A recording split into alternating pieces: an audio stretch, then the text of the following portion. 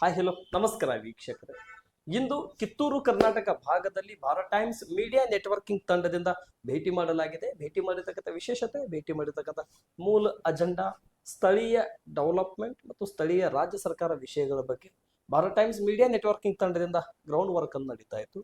Ground work ನಡೆಯುವಂತಹ ಸಂದರ್ಭದಲ್ಲಿ ಅನೇಕ ವಿಚಾರಗಳನ್ನು ಹೊರಗಡೆ ಬಂದು ಮತ್ತು ಡೆವಲಪ್ಮೆಂಟ್ ಆಧಾರಿತವಾಗಿ, ಮೂಲಭೂತ ಸೌಕರ್ಯಗಳ ಆಧಾರಿತವಾಗಿ ಮತ್ತು ಆರೋಗ್ಯ ವಿಷಯದಲ್ಲಿ ವಿಶೇಷವಾಗಿ ಜಿಲ್ಲಾ ಆಸ್ಪತ್ರೆಗಳನ್ನಾಗಿರ್ಲಿ, ತಾಲೂಕು ಆಸ್ಪತ್ರೆಗಳನ್ನಾಗಿರ್ಲಿ ಮತ್ತು ಗ್ರಾಮೀಣ ಮಟ್ಟದಲ್ಲಿರುವಂತಹ PHಗಳ ಬಗ್ಗೆನೂ ಕೂಡ, ಪ್ರಾಥಮಿಕ ಆರೋಗ್ಯ ಕೇಂದ್ರಗಳ ಬಗ್ಗೆನೂ ಕೂಡ ಬಂದಿರತಕ್ಕಂಥ ವಿಷಯಗಳಲ್ಲಿ ಭಾರತ್ ಟೈಮ್ಸ್ ಮೀಡಿಯಾ ನೆಟ್ವರ್ಕಿಂಗ್ ತಂಡದಿಂದ ವಿಶೇಷವಾಗಿ ಒಂದು ಗ್ರೌಂಡ್ ವರ್ಕ್ ನಲ್ಲಿ ಒಂದು ಜಿಲ್ಲೆಯಲ್ಲಿ ತಾಲೂಕು ಮಟ್ಟದಲ್ಲಿ ಆರೋಗ್ಯ ಕೇಂದ್ರವನ್ನು ಸ್ಥಾಪನೆ ಮಾಡಿರ್ತಕ್ಕಂಥವರು ಮತ್ತೆ ಆರೋಗ್ಯ ಒಂದು ದೃಷ್ಟಿಕೋನ ಇಟ್ಟುಕೊಂಡು ಜನಸಾಮಾನ್ಯರಿಗೆ ಅನುಕೂಲ ಆಗಲಿ, ಬಡವರಿಗೆ, ಶ್ರೀಮಂತರಿಗೆ ಮಲ್ಟಿ ಸ್ಪೆಷಾಲಿಟಿ ಆಸ್ಪತ್ರೆ ಯಾಕೆ ಸೀಮಿತ, ಬಡವರಿಗೆ ಯಾಕೆ ಆಗಬಾರ್ದು ಅನ್ನುವಂಥ ಕನಸುಗಳನ್ನು ಕಟ್ಕೊಂಡಿರ್ತಕ್ಕಂಥ ಅಂತದೇ ಒಂದು ವ್ಯಕ್ತಿ.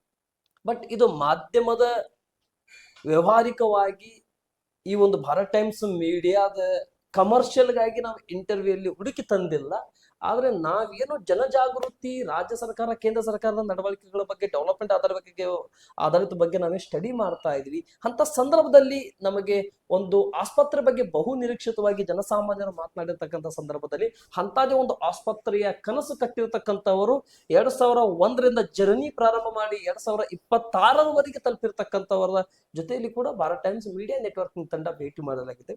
ಅದು ಯಾರಂತೇಳಿ ಬಹು ನಿರೀಕ್ಷಿತವಾಗಿ ತಾವು ಕಾಯ್ದು ನನಗೆ ಸುಮಾರು ಹೊತ್ತು ನನಗೆ ಇಷ್ಟ ಆಗ್ತಾ ಇಲ್ಲ. ಅವರು ಮತ್ಯಾರೂ ಅಲ್ಲ, ಕಿತ್ತೂರು ಕರ್ನಾಟಕ ಭಾಗದಲ್ಲಿ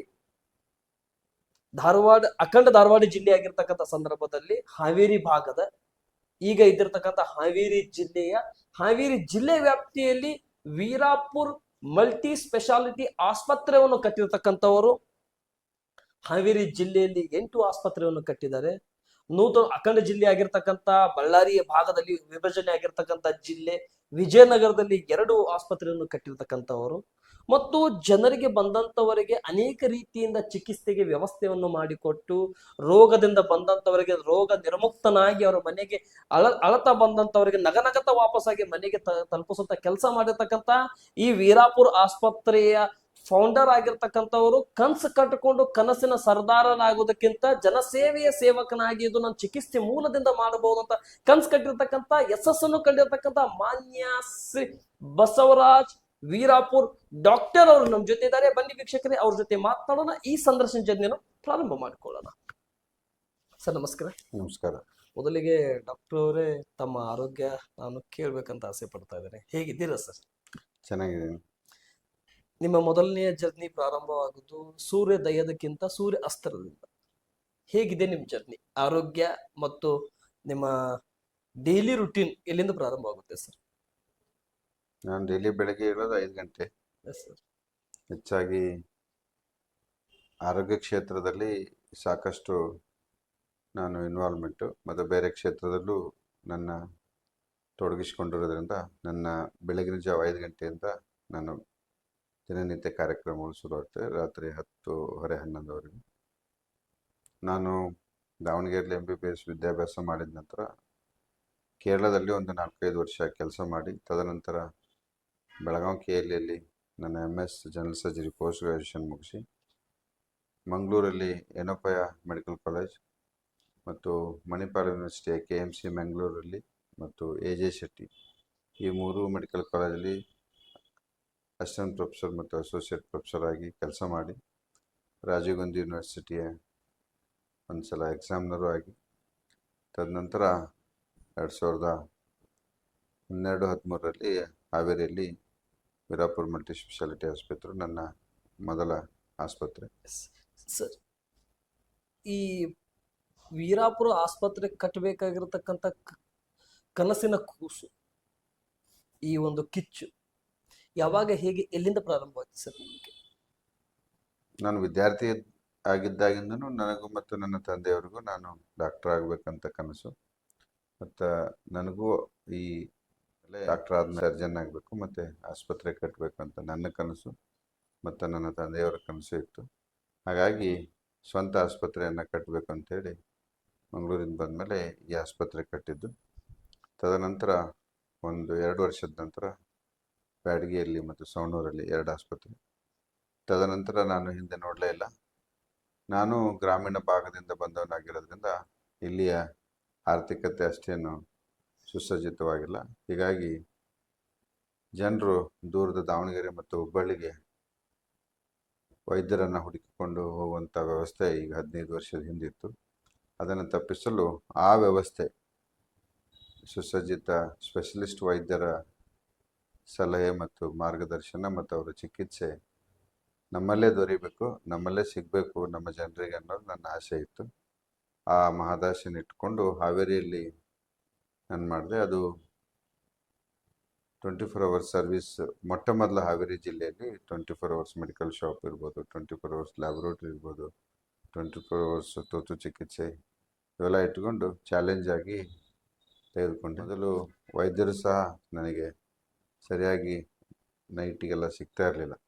ನಾನೇ ಆಸ್ಪತ್ರೆಯಲ್ಲಿ ಮಲಗಿ ವೈದ್ಯರು ಸಿಗೋವರೆಗೂ ವಾರಕ್ಕೆ ಒಂದು 2 ದಿವಸ 3 ದಿವಸ ಸತ ಡ್ಯೂಟಿ ಡಾಕ್ಟರ್ ಸಿಗದೆ ಇದ್ದಾಗ ನಾನೇ ವಾಪಸ್ ಬಂದು ಆಸ್ಪತ್ರೆಯಲ್ಲಿ ಮಲಗಿ, ಯಾಕಂದರೆ ಬರೆದುಬಿಟ್ಟಿದ್ದೆ 24 ಅವರ್ಸ್ ಆಸ್ಪತ್ರೆ ಅಂತೇಳಿ. ಅದನ್ನು ಮುಂದುವರ್ಸ್ಕೊಂಡು ಹೋಗ್ಬೇಕಂತೇಳಿ ಫಸ್ಟ್ 24 ಅವರ್ಸ್ ಹಾಸ್ಪಿಟ್ಲನ್ನು ಸುಸಜ್ಜಿತವಾಗಿ ನಡೆಸ್ಕೊಳ್ತಾ ಬಂದೆ. ತದನಂತರ ಬೇರೆ ಊರುಗಳಲ್ಲಿ ವರ್ಷಕ್ಕೊಂದು ಬೇರೆ ಬೇರೆ ಊರುಗಳಲ್ಲಿ ಎಲ್ಲ ಆಸ್ಪತ್ರೆಗಳನ್ನು ತೆಗೆದುಕೊಂಡು ಮುಂದೋಗ್ತಾ ಇದ್ದೀನಿ.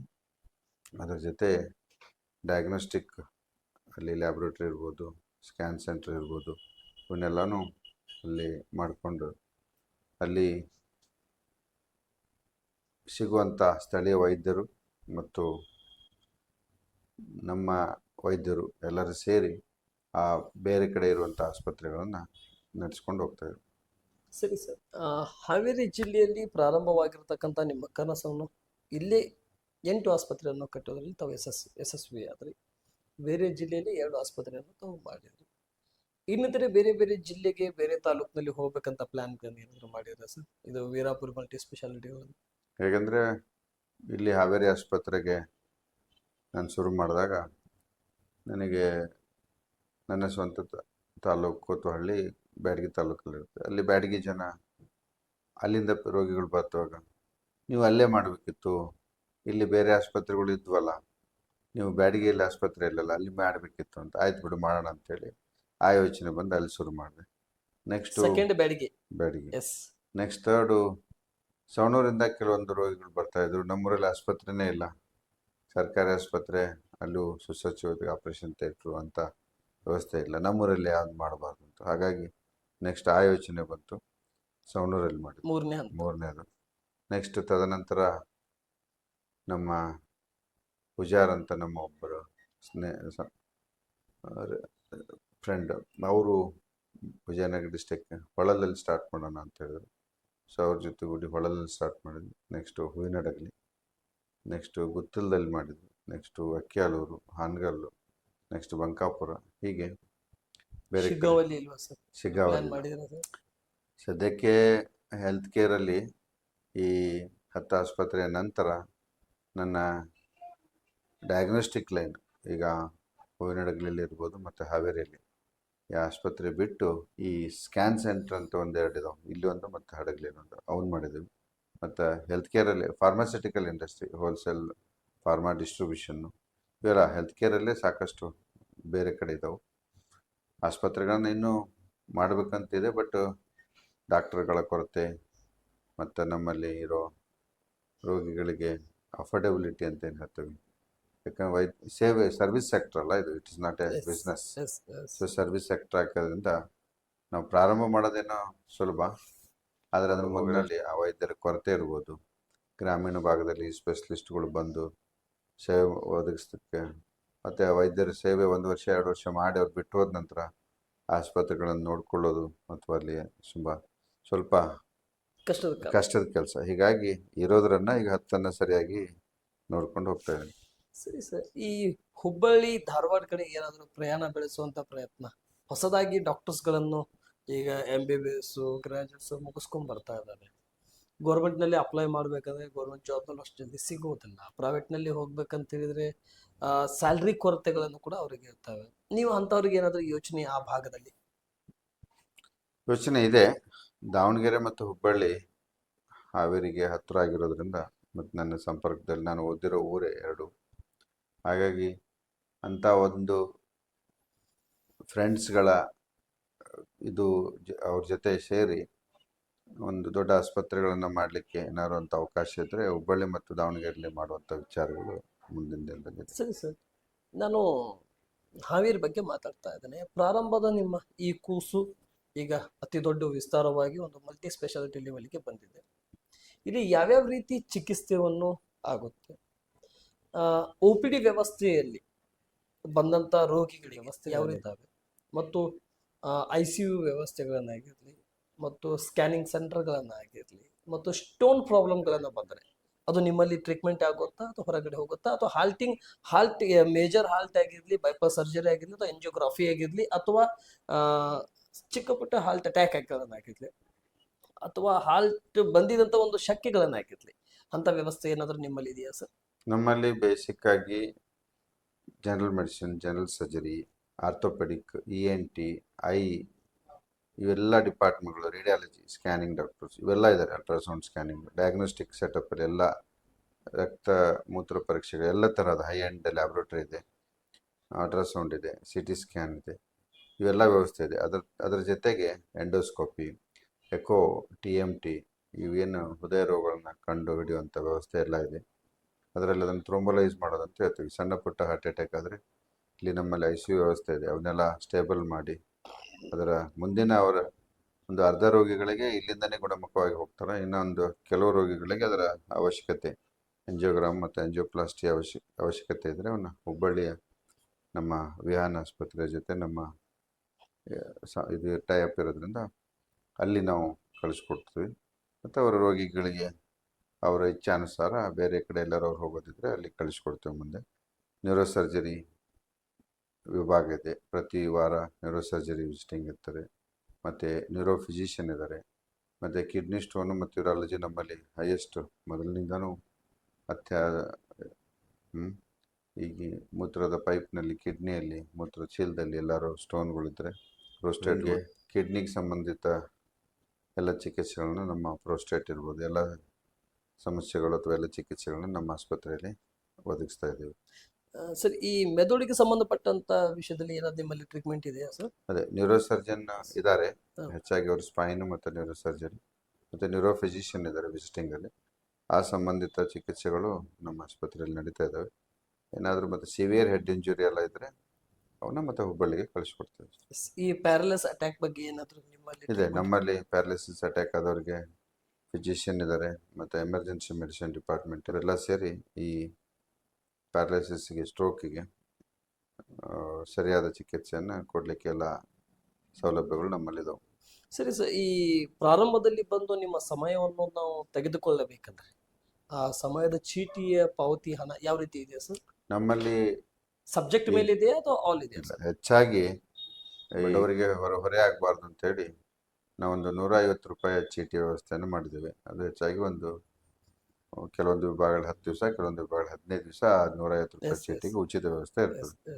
ಸರಿ ಸರ್, ಈ ಇಲ್ಲಿ ಬಂದ ಮೇಲೆ ಈಗ ರೋಗಿಗಳ ಜೊತೆ ಬಂದಿರತಕ್ಕಂತ ಪೇಷಂಟ್ ಜೊತೆ ಒಂದು 2-3 ಮಂದಿ ಬಂದಿರ್ತಾರೆ, ಅವರಿಗೆ ಇರೋದಕ್ಕೆ ವ್ಯವಸ್ಥೆ ಏನಾದ್ರು ಇದೆಯಾ ಅಥವಾ ಔಟ್ ಸೈಡ್ ನಲ್ಲಿ ಲಾಡ್ಜಿಂಗ್? ಸ್ಪೆಷಲ್ ರೂಮ್ ತಗೊಂಡಾಗ ಅವ್ರ ರೂಮಲ್ಲಿ ಅಟ್ಯಾಚ್ ಬಾತ್ರೂಮ್ ಇರ್ತದೆ, ಅವ್ರು ಎಷ್ಟು ಜನ ಆದರೂ ಇರ್ಬೋದು.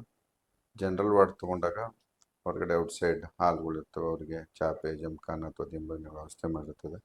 ಕುಡಿಯೋ ನೀರು, ಬಿಸಿನೀರಿನ ವ್ಯವಸ್ಥೆ ಮಾಡ್ತದೆ. ಅವರು ರೋಗಿಯ ಜೊತೆಗೆ ಜನರಲ್ ವಾರ್ಡಲ್ಲಿ ಒಬ್ಬರು ಇದ್ದರೆ ಒಬ್ಬಿಬ್ಬರು ಎಕ್ಸ್ಟ್ರಾ ಪ್ರತ್ಯೇಕವಾಗಿ ಅವ್ರಿಗೆ ಊಟದ ಹಾಲ್ ವ್ಯವಸ್ಥೆ ಮಾಡಿದ್ದೇವೆ ಜನರಲ್ ವಾರ್ಡ್ನವ್ರಿಗೆ. ಮತ್ತು ಪ್ರತ್ಯೇಕವಾಗಿ ಆಸ್ಪತ್ರೆ ಹಾಲ್ ಏನಿದೆ ಸರ್ ಜನರಲ್ ಹಾಲಿನ ಓನ್ಲಿ ಬೆಡ್ ಚಾರ್ಜಸ್ ಮತ್ತು ಸ್ಪೆಷಲ್ ರೂಮ್ ಅಲಾಟ್ಮೆಂಟ್ ತಗೊಂಡ್ರೆ ಅದರ ಚಾರ್ಜಸ್ ಏನಿದೆ ಸರ್? ಜನರಲ್ ವಾರ್ಡ್ ಚಾರ್ಜಸ್ ಒಂದು 500 ಇಂದ 600 ಇದೆ. 24 ಅವರ್ಸ್ ಅಥವಾ 24 ಅವರ್ಸ್. ಸ್ಪೆಷಲ್ ವಾರ್ಡ್ ಚಾರ್ಜಸ್ ನಮ್ಮದು 1200, semi special 1500 special ward charges.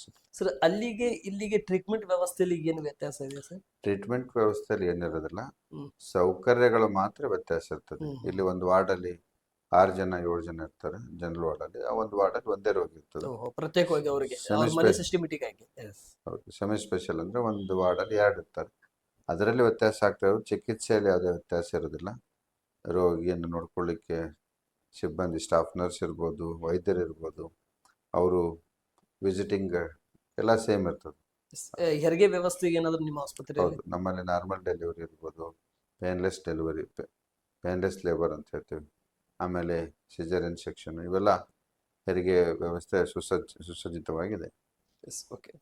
ಸರಿ ಸರ್, ಇಷ್ಟೆಲ್ಲ ತಾವು ಸಂಸ್ಥೆಯಲ್ಲಿ ಮುಂದೆ ತಗೊಂಡು ಹೋಗ್ತಾ ಇದ್ರಿ, ಈ ಸಂಸ್ಥೆ ಪ್ರಾಮಾಣಿಕವಾಗಿ ಸರ್ಕಾರದಿಂದ ಏನಾದರೂ ನಿಮಗೆ ಟಚ್ ಆಗುವಂಥದ್ದು, ಸರ್ಕಾರಕ್ಕೆ ನೀವು ಟಚ್ ಆಗುವಂಥದ್ದು ಪ್ರಯತ್ನ? ಸರ್ಕಾರದಿಂದ ಯಾವುದೇ ಸೌಲಭ್ಯಗಳು ಪ್ರೈವೇಟ್ ಆಸ್ಪತ್ರೆಗೆ ಯಾರು ಕೊಡೋದಿಲ್ಲ. ನಮ್ಮಲ್ಲಿ ರೋಗಿಗಳಿಗೆ ಅನುಕೂಲ ಆಗಲಿ ಅಂತೇಳಿ ನಾವು ಆಯುಷ್ಮಾನ್ ಭಾರತ, ಈ ಯಶಸ್ವಿನಿ. ಯಶಸ್ವಿನಿ ಮತ್ತು ಶ್ರೀ ಕ್ಷೇತ್ರ ಧರ್ಮಸ್ಥಳ ಗ್ರಾಮಾಭಿವೃದ್ಧಿ ಯೋಜನೆಯಲ್ಲಿ SKDRP ಅಂತೇಳಿ ಅವೆಲ್ಲ ಯೋಜನೆಗಳನ್ನು ಬಡವರಿಗೆ ಅನುಕೂಲ ಆಗಲಿ ಅಂತ ಮಾಡಿಕೊಡ್ತೀವಿ. ಆದರೆ ಅದರಲ್ಲಿ ವಿಪರ್ಯಾಸ ಅಂದರೆ 10-15 ವರ್ಷದ ಹಿಂದೆ ಮಾಡಿದ ಒಂದು ಆಪ್ರೇಷನಿಗೇನು ಗುರುತಿಸ್ತಾರೆ, 10,000, 12,000, 14,000 ಇಂಥ ಆಪ್ರೇಷನ್ಗೆ ಇಷ್ಟು ಅಂತೇನು ಹೇಳಿರ್ತಾರಲ್ಲ, ಹಂತವಾಗಿ ಪ್ರತಿ ವರ್ಷ ಅದನ್ನು ಹೆಚ್ಚಿಗೆ ಮಾಡೋದಿಲ್ಲ, ಮಾಡಿಲ್ಲ ಸರ್ಕಾರ, ಅಷ್ಟೇ ಇದೆ. ಈಗ 10 ವರ್ಷದಿಂದ 12,000 ಇರೋಂಥದ್ದು 12 ವರ್ಷ ಆದ ನಂತರ ಅದು 12,000 ಇದೆ. ಅವನು ಯಾವುದು ಹಂತವಾಗಿ ಅವರು ಸರ್ಕಾರದವರು ಅವನ್ನ, ಹೀಗಾಗಿ ಆ ಯೋಜನೆಗಳು ಅಥವಾ ಆ ಸ್ಕೀಮ್ಗಳು ಜನರಿಗೆ ಮುಟ್ಲಿಕ್ಕೆ ಸ್ವಲ್ಪ ತೊಂದರೆ ಆಗ್ತದೆ. ಸರಿ ಸರ್, ಇಲ್ಲಿವರೆಗೆ ನಿಮಗೆ ತೃಪ್ತಿ ಅನ್ಸಿರ್ತಕ್ಕಂಥದ್ದು, ಬಂದಿರತಕ್ಕಂಥ ಪೇಷಂಟ್, ಆ ಒಂದು ಪೇಷಂಟ್ ಅನ್ನು ಯಶಸ್ಸನ್ನುವಾಗಿ ತುಂಬಾ ಒಂದು ಬೇಸರ ಸಂಗತಿಯಿಂದ ಉಳಿಯೋದಿಲ್ಲ ಅಂತ ಹೇಳಿ ಬಂದಿರತಕ್ಕಂಥ ಪೇಷಂಟ್, ಮತ್ತೆ ಆರಾಮಾಗಿ ಮನೆ ಸೇರಿರ್ತಕ್ಕಂಥ ಯಾವ ಪೇಷಂಟ್ ನಿಮ್ಮ ಆಸ್ಪತ್ರೆಗೆ ಬಂದಿರತಕ್ಕಂಥದ್ದು? ಎಷ್ಟೊಂದು ರೋಗಿಗಳು ಈಗ ದೂರದ ಹುಬ್ಬಳ್ಳಿ, ದಾವಣಗೆರೆಗೆ ಸರ್ಕಾರಿ ಆಸ್ಪತ್ರೆಗಳಿಗೆ ಹೋಗಿರ್ತಾರೆ, ಅಲ್ಲಿ ವೈದ್ಯರ ಕೊರತೆ ಇರ್ಬೋದು. ಈಗ ನಮ್ಮಲ್ಲಿ ಪ್ರೈವೇಟ್ ಆಸ್ಪತ್ರೆಯಿಂದ ಇಲ್ಲದ ವೈದ್ಯರನ್ನು ನಾವು ಕರೆಸ್ಕೊಳ್ತೇವೆ, ಹುಬ್ಬಳ್ಳಿ, ಬೆಳಗಾವಿ, ದಾವಣಗೆರೆಯಿಂದ kidney stone specialist, neuro surgeon, neuro physician ಇರ್ಬೋದು, ಗ್ಯಾಸ್ಟ್ರೋಎಂಟ್ರಾಲಜಿಸ್ಟ್, ಅವ್ರನ್ನ ಕರೆಸ್ಕೊಂಡು ಅವರಿಗೆ ಇಲ್ಲಿ ಚಿಕಿತ್ಸೆ ಕೊಡಲಿಕ್ಕೆ ನಾವು ಸಹಾಯ ಮಾಡ್ತೀವಿ. ಅವರು ಬೇರೆ ಕಡೆ ಹೋಗಿ ಚಿಕಿತ್ಸೆ ಪಡೆಯೋ ಬದಲು ನಾವು ಅಂಥ ವ್ಯವಸ್ಥೆನ ಇಲ್ಲೇ ಒದಗಿಸಿರಿ ಅಂತ ಹೇಳಿ ನಮಗೆ ಅಭಿನಂದನೆ ಹೇಳಿ ಹೋಗ್ತಾರೆ. ಅದಲ್ಲದೆ ಈಗ ರಾತ್ರಿ ಎಷ್ಟೊಂದು ಆಸ್ಪತ್ರೆಗಳು ಬಂದಿರ್ತವೆ, ಸ್ಪೆಷಲಿಸ್ಟುಗಳು ಯಾರು ಇರೋದಿಲ್ಲ, ಅಂಥದ್ರಲ್ಲಿ ನಾವು ರಾತ್ರಿ ವ್ಯವಸ್ಥೆ, ನೈಟ್ ಸರ್ವಿಸಸನ್ನು ಕೊಟ್ಟಾಗ ಅವರು ನೋಡ್ರಿ, ನಿಮ್ಮ ಆಸ್ಪತ್ರೆ ಇಲ್ಲದೆ ಇದ್ದರೆ ನಾವು ನೈಟು ಹುಬ್ಬಳ್ಳಿಗೆ, ದಾವಣಗೆರೆಗೆ ಹೋಗ್ಬೇಕಾಗಿತ್ತು, ಎಕೋ ಮಾಡಿಸ್ಲಿಕ್ಕೆ ಹುಬ್ಬಳ್ಳಿಗೆ ಹೋಗ್ಬೇಕಾಗಿತ್ತು, TMT ಮಾಡಿಸ್ಲಿಕ್ಕೆ, ಎಂಡೋಸ್ಕೋಪಿ ಮಾಡಿಸ್ಲಿಕ್ಕೆ ಹುಬ್ಬಳ್ಳಿಗೆ ಹೋಗ್ಬೇಕಾಗಿತ್ತು, ನೀವು ಆ ವ್ಯವಸ್ಥೆ ಮಾಡಿದ್ದೀರಿ ಅಂತೇಳಿ ಸಾಕಷ್ಟು ಮಂದಿ ನಮಗೆ ಆ ಅಭಿನಂದನೆಯನ್ನು ಸಲ್ಲಿಸ್ತಾರೆ. ಇದು ಒಂದು ವಿಚಾರ. ಇನ್ನೊಂದು, ಎಷ್ಟೊಂದು ಕಡೆ ಈಗ ICU ವ್ಯವಸ್ಥೆ ಇದೆ. ಈಗ ದೂರದ ಮಂಗಳೂರು, ಮಣಿಪಾಲ, ದಾವಣಗೆರೆಯಲ್ಲಿ ಚಿಕಿತ್ಸೆ ಪಡ್ತಿರ್ತಾರೆ. ಅಲ್ಲಿ ಅವರಿಗೆ ಇರಲಿಕ್ಕೆ ಅಥವಾ ಅವ್ರ ಊರು ದೂರ ಇರೋದ್ರಿಂದ ಅಲ್ಲಿ ಒಂದು 4-6 ದಿವಸ ಇದ್ದು, ನಮ್ಮೂರಲ್ಲೇ ಇಂಥ ಆಸ್ಪತ್ರೆಯಲ್ಲಿ ICU ಇದೆ, ನಾವು ಅಲ್ಲೇ ಹೋಗಿ ಅಡ್ಮಿಟ್ ಆಗ್ತೀವಿ ಅಂತೇಳಿ ಅಲ್ಲಿಂದ ಬಂದು ನಮ್ಮಲ್ಲಿ ಇರ್ತಾರೆ. ಅವ್ರಿಗೂ ತುಂಬ ಖುಷಿ ಅನಿಸ್ತದೆ. ಮನೆಯಲ್ಲಿ ಇದ್ಕೊಂಡು ಅವ್ರಿಗೆ ಇಲ್ಲೇ ICU ವ್ಯವಸ್ಥೆಯನ್ನು ಸಿಗ್ತಿರ್ತದಲ್ಲ, ಅಂಥ ವ್ಯವಸ್ಥೆಯನ್ನು ಸಾಕಷ್ಟು ಮಾಡಿದ್ದೀರಿ. ಸರಿ ಸರ್, ನೀವು ಹಾವೇರಿಯಲ್ಲಿ ಆಸ್ಪತ್ರೆ ಏನಿದೆ, ಪಕ್ಕದಲ್ಲೇ ಜಿಲ್ಲಾ ಆಸ್ಪತ್ರೆ ಇದೆ. ಕೆಲವೊಂದಿಷ್ಟು ರೋಗಿಯವರು ಅಂತಾರೆ ಜಿಲ್ಲಾ ಆಸ್ಪತ್ರೆಗೂ ಮತ್ತೆ ವೀರಾಪುರ ಆಸ್ಪತ್ರೆಗೂ ಅಜಗಜಾಂತ ವ್ಯತ್ಯಾಸ ಇದೆ ಅನ್ನೋಂಥ ವಿಷಯಗಳನ್ನು ಬರ್ತಾ ಇದೆ. ಮೊದಲನೇದು. ಎರಡನೇದು, ಗೋರ್ಮೆಂಟ್ನಲ್ಲಿ ಎಲ್ಲ ಸ್ಪೆಷಾಲಿಟಿ ಕೊಡ್ತಾ ಇದ್ದಾರೆ ಅಂತ ಕೆಲವೊಂದಿಷ್ಟು ರಾಜಕಾರಣಿಯವರು ಮಾತನಾಡ್ತಾರೆ. ರೋಗಿಗಳು ಮಾತಾಡ್ತಾರೆ ಗೋರ್ಮೆಂಟ್ನಲ್ಲಿ ಎಲ್ಲ ಸ್ಪೆಷಾಲಿಟಿ ಇದೆ, ಆದರೆ ಕಾಯುವಂಥ ಸ್ಪೆಷಾಲಿಟಿ ತುಂಬಾ ಇದೆ. ಅದೇ ಪ್ರೈವೇಟ್ನಲ್ಲಿ ಮತ್ತು ಇದರಿಗೆ ಕಾಣುವಂಥ ವೀರಾಪುರದಲ್ಲಿ ಚೀಟಿ ನಂಬರ್ ತಗೊಳ್ಳಿ ಕಾಯಬೇಕು, ಎಮರ್ಜೆನ್ಸಿ ಇದ್ರೆ ಓಡಾಗಿ ಹೋಗಿ ನಾವು ಟ್ರೀಟ್ಮೆಂಟ್ ಮಾಡ್ಕೋಬಹುದು, ಆ ವ್ಯವಸ್ಥೆ ಇದೆ ಅಂತ ಹೇಳ್ತಾರೆ. ಯಾವತ್ತದು ಅಬ್ಜೆಕ್ಷನ್ ಬಂದಿದೆಯಾ ಸರ್, ಜಿಲ್ಲಾ ಆಸ್ಪತ್ರೆ ಮುಂದ್ಗಡೆ ನಿಮ್ಮ ಆಸ್ಪತ್ರೆ ಇರೋದ್ರಿಂದ?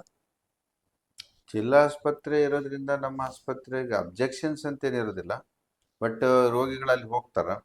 ಈಗ ಅಲ್ಲಿ ಒಂದು ಕಿಡ್ನಿ ಸ್ಟೋನ್ ಸಮಸ್ಯೆ ಅಂತ ಬರ್ತದೆ, ಅಲ್ಲಿ ಕಿಡ್ನಿ ಡಾಕ್ಟರ್ ಇದ್ದಾರೆ ಅಂತ ಕೇಳ್ತಾರೆ, ಇಲ್ಲ ಅಂತ ಹೇಳ್ತಾರೆ. ಅವತ್ತು ತಕ್ಷಣ ಅವ್ರು ಎಲ್ಲಿ ಹೋಗ್ಬೇಕಾಗತ್ತೆ, ಇರೋಂಥ ಜಾಗಕ್ಕೆ ಹೋಗ್ಬೇಕು. ನಮ್ಮಲ್ಲಿ ಬಂದರೆ ನಾವು ಬೆಳಗ್ಗೆ ಬಂದರೆ 2-3 ಗಂಟೆಗಳಲ್ಲಿ ಕಿಡ್ನಿ ಡಾಕ್ಟ್ರನ್ನ ಮಾಡಿ ಅವ್ರಿಗೆ ಟ್ರೀಟ್ಮೆಂಟ್ ಸಿಗಲಿಕ್ಕೆ ವ್ಯವಸ್ಥೆ ಮಾಡ್ತೀವಿ. ಅಂಥ ವ್ಯವಸ್ಥೆ ಜಿಲ್ಲಾ ಆಸ್ಪತ್ರೆಯಲ್ಲಿ ಸಿಗೋದಿಲ್ಲಲ್ಲ ಒಂದು. ಬಟ್ 5 ಗಂಟೆ ಆದ ನಂತರ ಜಿಲ್ಲಾ ಆಸ್ಪತ್ರೆಯಲ್ಲಿ ಅಥವಾ ಸರ್ಕಾರಿ ಆಸ್ಪತ್ರೆಗಳಲ್ಲಿ ನಮ್ಮಲ್ಲಿ ಸಿಗುವ ಎಲ್ಲ ಸೌಲಭ್ಯಗಳು ಅಲ್ಲಿ ಸಿಗ್ಲಿಕ್ಕೆ ಆಗೋದಿಲ್ಲ.